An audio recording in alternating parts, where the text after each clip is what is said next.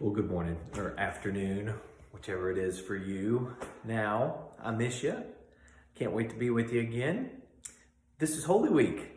Today is Spy Wednesday, so it has been come to be called.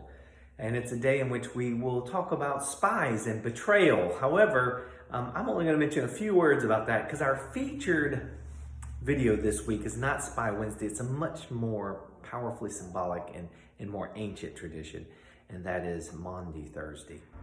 That's tomorrow. I know it sounds drab for those who have never been to a Maundy Thursday service. It's during Holy Week. It's Maundy Thursday. It sounds very, very churchy, and sort of probably beat you up with something. That's what the name implies with me. Very sad. But at the heart of Maundy Thursday is something amazing. It's joy. It's power of love. I mean, Maundy Thursday literally is the day in which we remember the commandment to love. Love your neighbor and love each other as I have loved you. That is the great commandment of Jesus. Maundy Thursday, Maundy meaning commandment, is Commandment Thursday. It's the commandment to love. It is a beautiful thing to remember right before Good Friday. So in Maundy Thursday, we hear Jesus' way of love.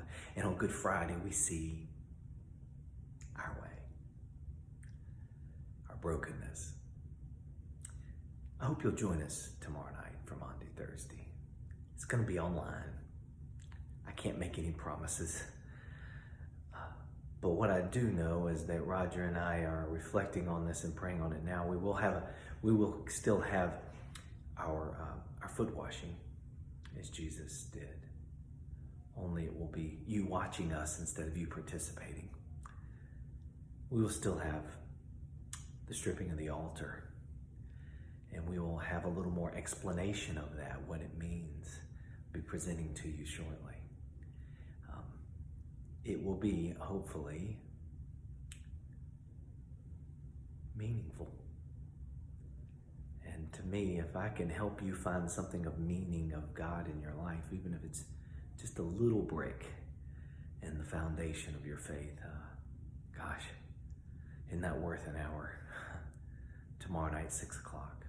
I'll see you online, okay? Today is Spy Wednesday. It's about betrayal. I'm just going to say 30 seconds about this. Betrayal is one of the most deep wounds that a person can carry. Betrayal, when you've been betrayed, it is one of those memories that can be suppressed and come to form you as a human being. When a husband or a wife betrays one another, or when a friend betrays one another, of course, the reason why this day we lift up betrayal is Judas's betrayal of Jesus. And we know that Judas ends up killing himself. You know, I'll tell you, I judge Bibles on how they treat Judas. If you give me a new commentary I have never read, what I will do is I will oftentimes flip to the passage with Judas. And I will go down and see the commentary about how the Bible commentaries, the writers of it, treat Judas. Do they treat him as a despicable, low-life human being that should be spit upon? Or do they treat him as someone Jesus deeply loved but who got lost? Got so lost they ended up in a wretched, wretched place. Do they treat him, in fact, like one of God's children who we can relate to? Or do they treat him as someone so far below them? So anyway, I judge Bibles on the way they judge Judas. I just want to hold that up for you. Listen, Jesus, he can forgive the most vile of things. It's not because of who you are, it's because of who he is that he loves you. So, I wish Judas wouldn't have done that. I wish he had had enough faith when he was the one to be the betrayer that he would have gone to God and confessed and received God's grace. It's always there for us. And if you are the one who has been betrayed, our call is to follow our Lord and to try to learn to forgive him. Seek counseling. Psychotherapy can very much pull out these memories that define us, that we do not know even that they form who we are. Psychotherapy can help us lay these memories on a table and define them so that they don't define who we are. We define them. Okay? And even though they will affect who we are, they won't blindly form us into who we're becoming. They may have determined who we were, but they won't determine who we become.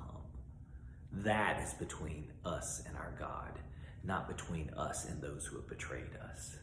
So I pray that you will follow in the footsteps of your Lord and seek to forgive those who have betrayed you, not so that they may be free, but so that you may be free. And if you have trouble, call me and let's talk about it. If you can't talk to me, let me get you into a counselor, or let me at least encourage you to go to God with this in prayer and ask him to help you to at least want to forgive them. Help you to take the next step in your forgiveness. I'm still forgiving people in my life, but I'm working at it.